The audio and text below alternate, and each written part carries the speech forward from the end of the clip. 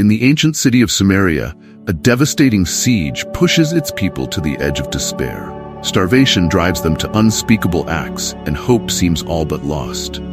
But just when the situation is at its darkest, a bold prophecy from the prophet Elisha promises miraculous deliverance within 24 hours. How could this be possible when the city is on the verge of collapse? Join us as we dive into one of the most gripping and dramatic stories in the Bible. A tale of faith, desperation, and the shocking way God brings about an impossible victory. 2 Kings 6:24-33. The Siege of Samaria and the Cannibal Mothers.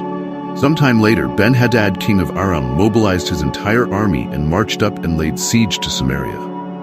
There was a great famine in the city. The siege lasted so long that a donkey's head sold for 80 shekels of silver and a quarter of a cab of seed pods for 5 shekels.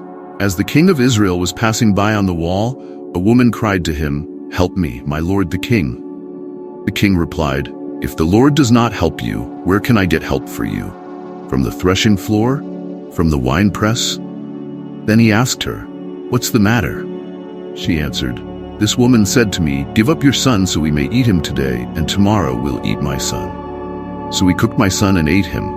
The next day I said to her, 'Give up your son so we may eat him,' but she had hidden him."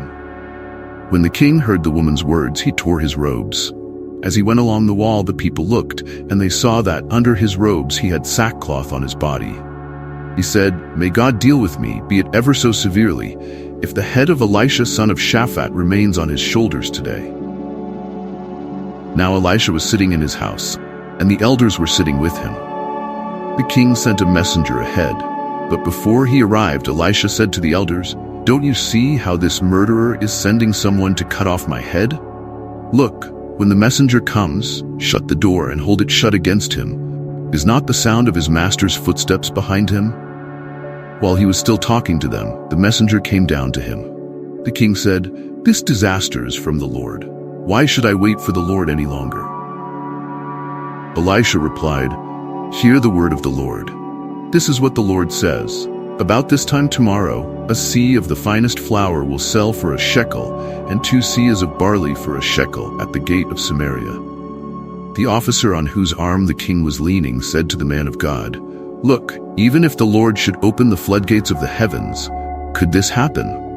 "You will see it with your own eyes," answered Elisha, "but you will not eat any of it." The 4 lepers discovered the abandoned Aramean camp. Now there were 4 men with leprosy at the entrance of the city gate.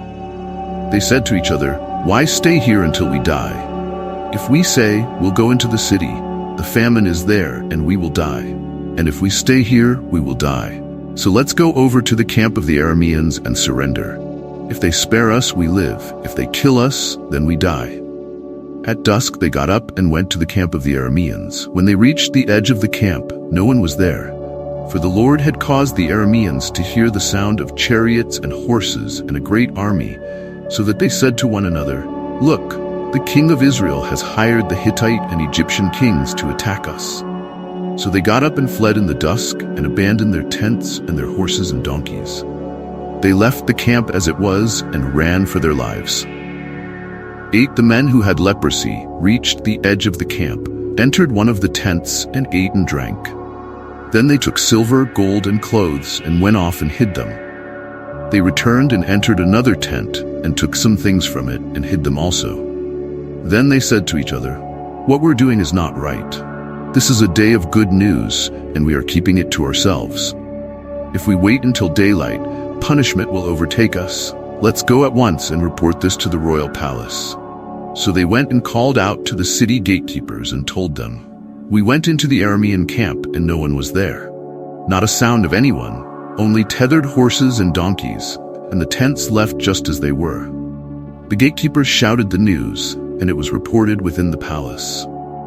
The king got up in the night and said to his officers, "I will tell you what the Arameans have done to us.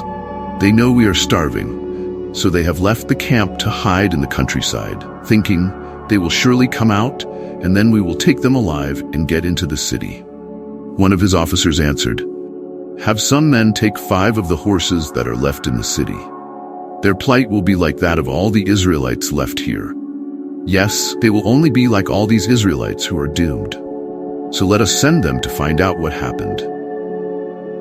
So they selected 2 chariots with their horses, and the king sent them after the Aramean army. He commanded the drivers, "Go and find out what has happened." They followed them as far as the Jordan, and they found the whole road strewn with the clothing and equipment the Arameans had thrown away in their headlong flight. So the messengers returned and reported to the king. Then the people went out and plundered the camp of the Arameans. So a seah of the finest flour sold for a shekel, and 2 seahs of barley sold for a shekel, as the Lord had said. The death of the officer. Now the king had put the officer on whose arm he leaned in charge of the gate, and the people trampled him in the gateway, and he died, just as the man of God had foretold when the king came down to his house. It happened as the man of God had said to the king, "About this time tomorrow, a seah of the finest flour will sell for a shekel, and 2 seahs of barley for a shekel at the gate of Samaria." The officer had said to the man of God, "Look, even if the Lord should open the floodgates of the heavens, could this happen?" The man of God had replied, "You will see it with your own eyes, but you will not eat any of it." And that is exactly what happened to him, for the people trampled him in the gateway, and he died. In today's video, we explored the harrowing story of the Siege of Samaria from 2 Kings 6-7, where the people of Samaria faced a devastating famine during a brutal siege by the Arameans. We witnessed the heart-wrenching tale of the 2 mothers and the shocking choices people made in their desperation.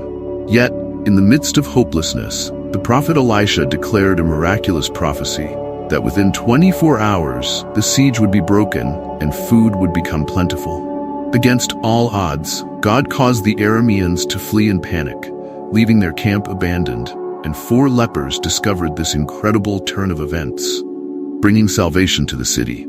But not everyone would share in the victory. Elisha's prophecy came true for the doubting officer, but tragically, he didn't live to enjoy it. This incredible story shows the power of faith, even in the face of impossible circumstances, and how God can turn despair into deliverance when we least expect it. If you were moved by this story, be sure to like the video and leave your thoughts in the comments below. And don't forget to hit the subscribe button and turn on notifications so you won't miss our next video as we continue to explore more powerful stories from the Bible. Thanks for watching, and see you next time.